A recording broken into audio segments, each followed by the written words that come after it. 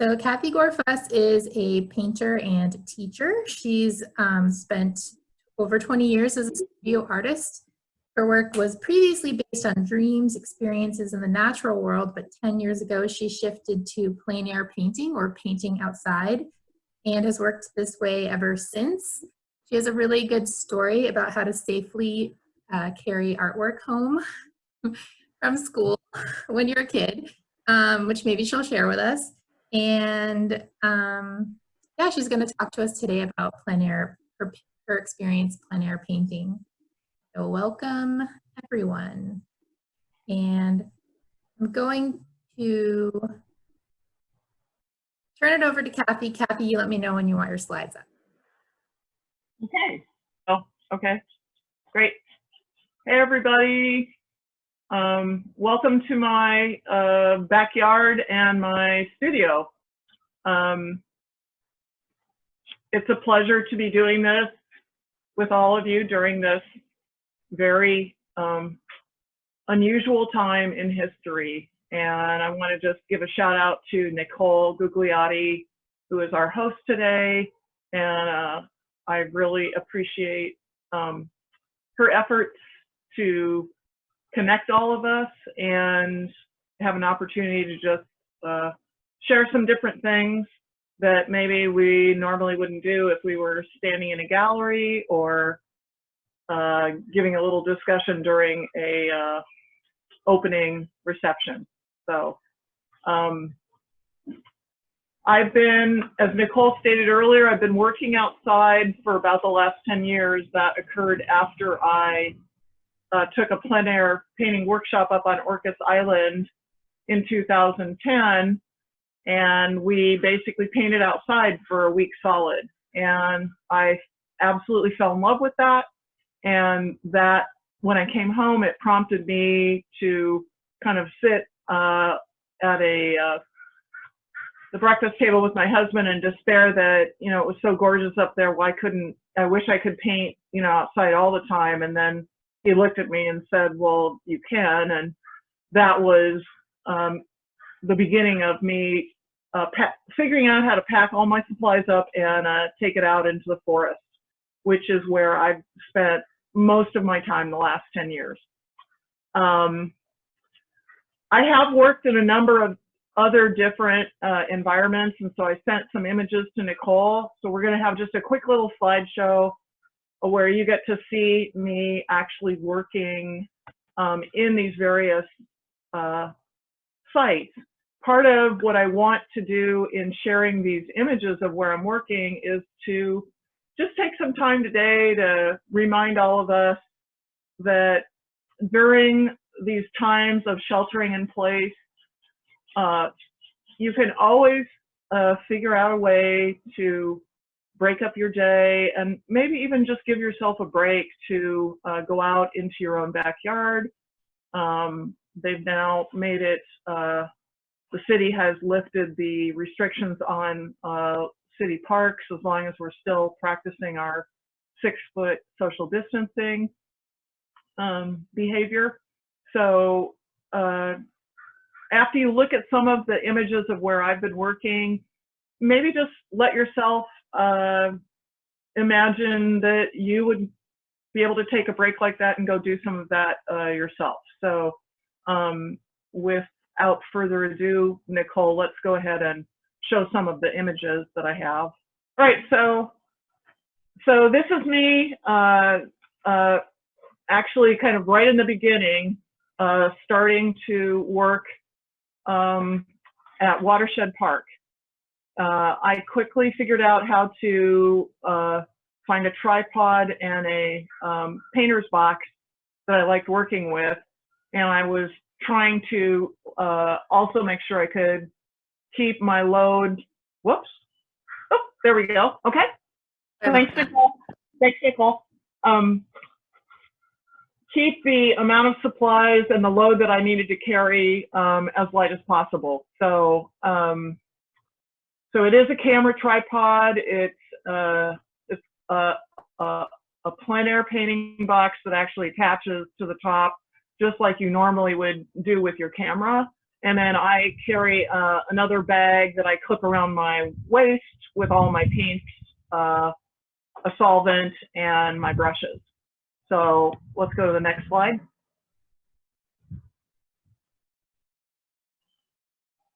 Okay, this is a different location, same park. I initially, when I first started the first year, I was kind of a, well, I shouldn't say kind of, I was thinking that I would only paint during good weather days. And I quickly discovered that that meant that I wasn't able to work year round, which is what I normally would have done as a studio artist. So I just started figuring out how to layer up and find locations for myself that were either protected or didn't, I didn't end up having to deal with so much of the weather. Both of these two shots are me kind of out in the open, but you'll see that as we go on later, I kind of added umbrellas. I got one of those 8x8 tents that you often see at arts and crafts fairs. So let's go to the next slide.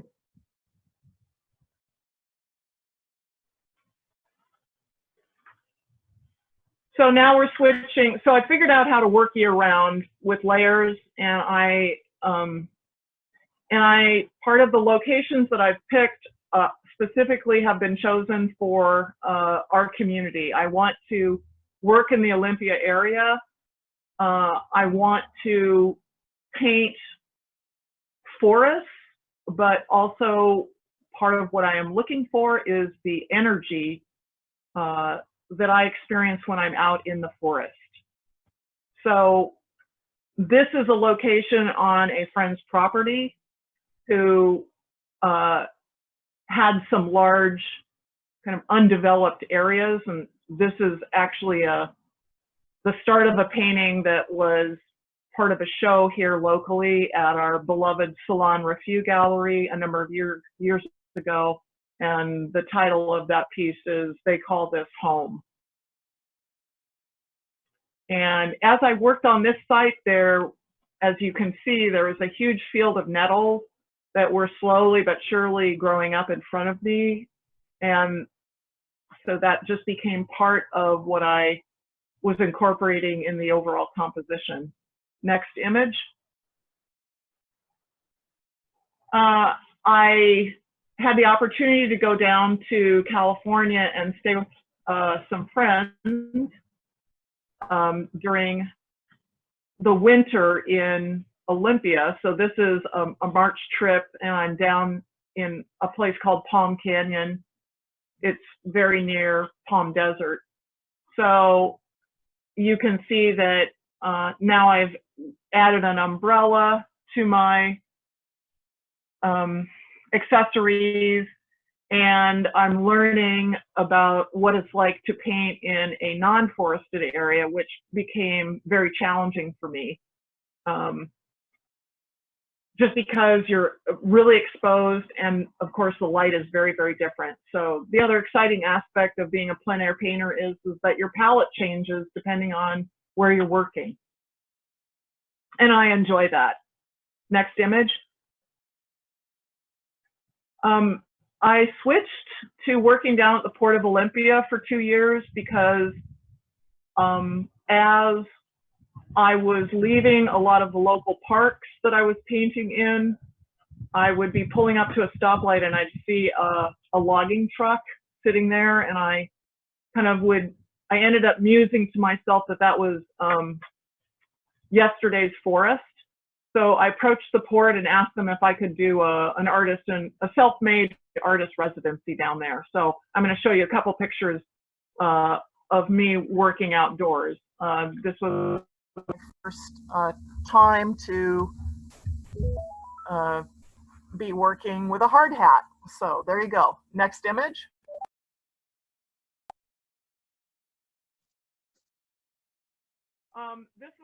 This is an image So part of what I'm interested in looking at is just what's happening to our timber that we're harvesting here within our state, and where is that going? So we had it set up so initially I would just work on dockside. Yeah, let's just go on to me. Let's go to the next slide.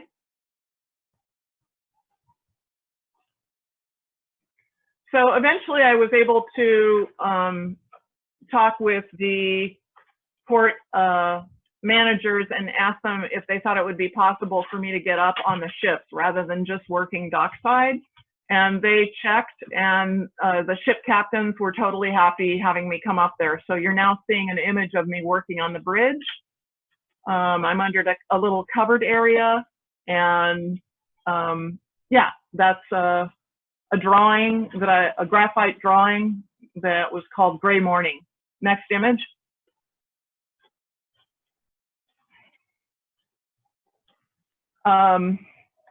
So I really wanted to start working larger. So you're seeing how I arranged a setup for myself down with my painting leaned up against my pickup truck. I have a TV tray that has part of my palette on it. And then I have an ironing board that I put my umbrella to.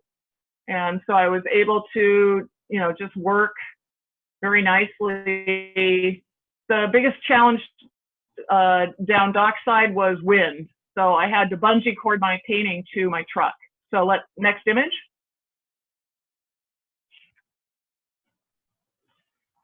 So here I am working at a picnic table at Priest Point Park, and I just wanted to include that as a way of sharing with everybody. It's beautiful weather right now. You can grab up some of your art supplies, head to a picnic table. You can lean a canvas against the table portion of it, and I took a couple clamps with me and worked on a painting that way. That became my studio.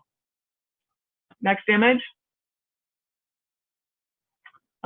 We're coming to the last of my images. This is me working now at Priest Point Park along East Bay Drive. This is a study that I was doing for a very large triptych that I was working on for a show last year, 2019. Next image. Now you're seeing the large canvas the canvas itself is 9 feet by 4 feet, and I worked on 3 of those. So the end result of that painting was 9 feet tall and 12 feet wide, a triptych. Again, you see my favorite table to take with me on my ironing board. So, and by the way, that's my dog Tag, my loyal studio helper. Next image.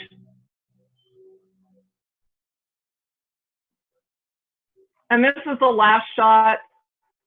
Last year, I decided to stay really close to home and start doing a series of garden paintings.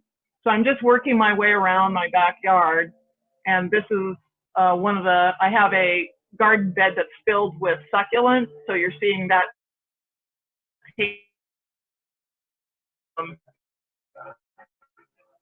I enter pieces for anywhere between a week and sometimes 3 months, depending on the size and the complexity of my pieces. So now let's just go back to the live shot, Nicole, and I'll just show you where and what I'm working on now. So hey everybody. So the current painting that you're seeing here is a piece that I've just started. It's Euphorbia, and you're going to see basically right here, that's what's growing in my garden, and that's the inspiration for my working on this particular piece. This is the surface that I'm working on is called Coil Paper, and that's spelled H-U-I-L-E, and it's a new product within the last 4 to 5 years. It's made in France, and they mix gesso into the recipe. They're producing the paper. Excuse me. so that you don't have to do anything. The paper is basically. So I am taping that down onto a piece of mat board.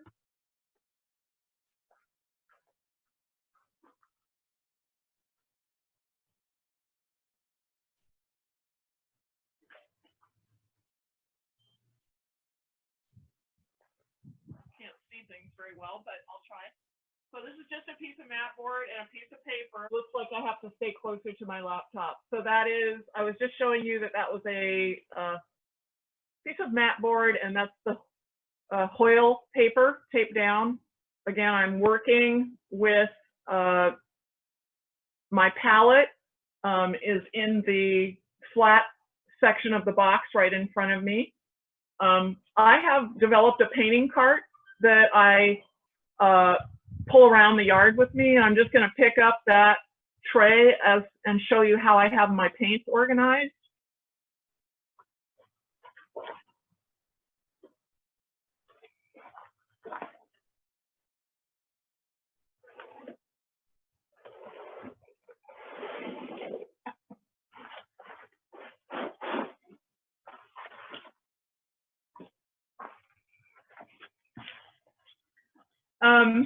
And actually, my cart is something that I can easily load up with the assistance of my husband, and it slides into the back of my pickup.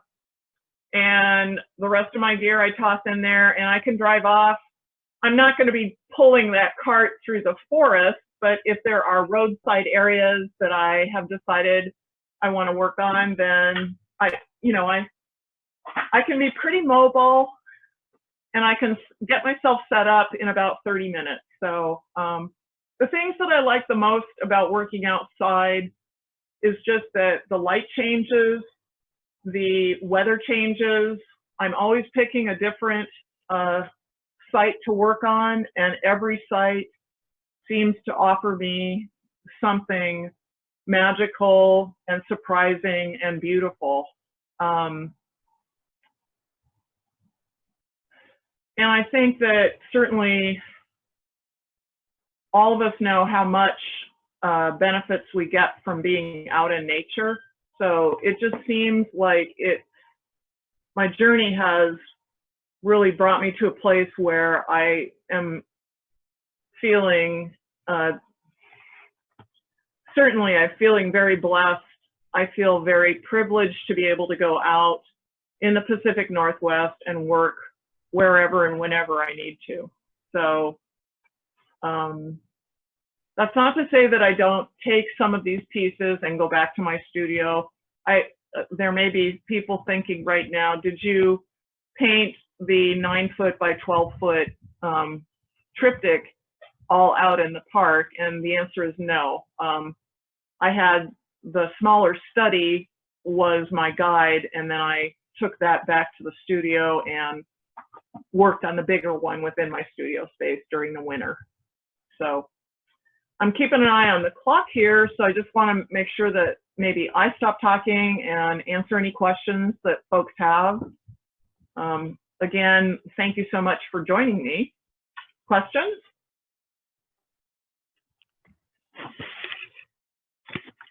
I have a quick question about the paper, the Coil paper. Are you painting in acrylic or oil on top of that? I am painting in oils. Okay. And but it's a paper really designed for oil painting. Okay. If you don't gesso any surface that you're working on, and then you are working with the oil paint on top of it, part of what will happen is the oils within that tube of paint are eventually just going to start spreading out and sinking into whatever support surface you're working on.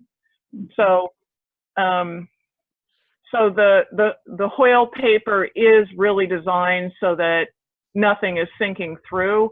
I think that's a little less important in regards to how acrylics are made. They're a synthetic base. So it's, in other words, if your question is, should you be working in acrylics on that paper, I'm not sure that's necessary. But regardless of that, you want to be treating your surface so that whatever paint you're putting down there on top of that is hopefully going to last as long as you want it to last. Thank you. Your acrylics. There you go. Ah, okay. The reason I don't buy a pad of the Coil paper, I buy it sheet by sheet just because I want as large a piece of paper to work with as possible. So I think that when I'm buying it at Artists and Craftsmen, I think the pieces of paper are like 24 by 20. Any more questions? I have one. Can you bring that painting behind you? Can you bring it up so we can see better? Sure.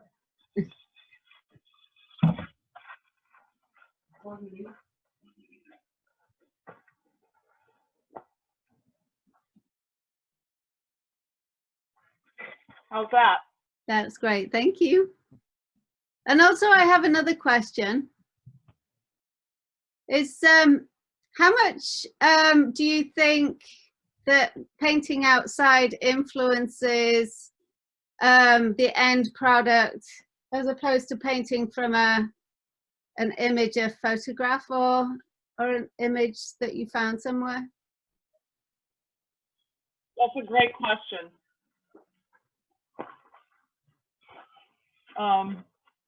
I just think that for me, I paint differently than say how Monet would set his canvases up. He would have maybe 4 or 5 different canvases that he would be working on during the course of the day, and those canvases would be tied to a particular kind of light. I start a painting and I work without any concern whatsoever about the time of day. And then as I am getting closer to the journey that I've had with that painting, I then start seeing in nature the magical moment that I want to focus on. If I were working from a photograph, I wouldn't have that experience. So to fill that, my answer out, I guess, it's critical for me to be able to watch the changes that are going on at the site that I've chosen to work from. And that's not to say that I don't take pictures of it while I'm out there. I do, and those are part of source material, but they're not the initial experience. They help me with some composition decisions. They help me to look for the kind of light that I'm interested in. And again, standing outdoors for 5 hours in one place is a gift. The things that I have been able to experience out there, an owl flew by, perched, swooped down into a field, picked up a snake, and then turned around and flew back right in front of me while I was painting. And I mean, my mouth just fell open. So I've been in other areas where a fox will just walk by, not close to me, but in viewing distance. So there is an experience, I think, that's the powerful kind of driving force for me. And really, I am trying to sort out my relationship with nature, especially during a time where technology is pulling a lot of us away from it, and we are spending more time looking at screens of whatever sort we have in our lives. And so for me, it was important to really reconnect because I felt like I had gotten disconnected in a way that was not healthy for me, and it just seemed like I had lost something really valuable in my life.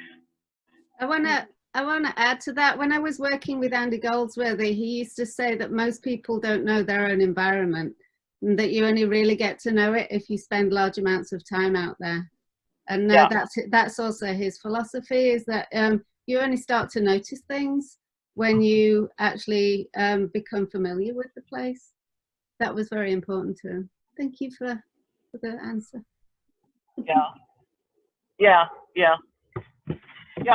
I think that it's changed how I see, and I've purchased a drone, and I haven't really pushed myself out in the directions that I want to do in using the drone. That's yet to come. We'll see if I have more time this year to start utilizing that tool. And part of that is just to be able to take some images from a different perspective, not always have my feet on the ground. I think looking across the earth is how we all experience it, but I also want to start integrating some other images from up above to help me just continue to explore my relationship with nature and Mother Earth, ironing board and all.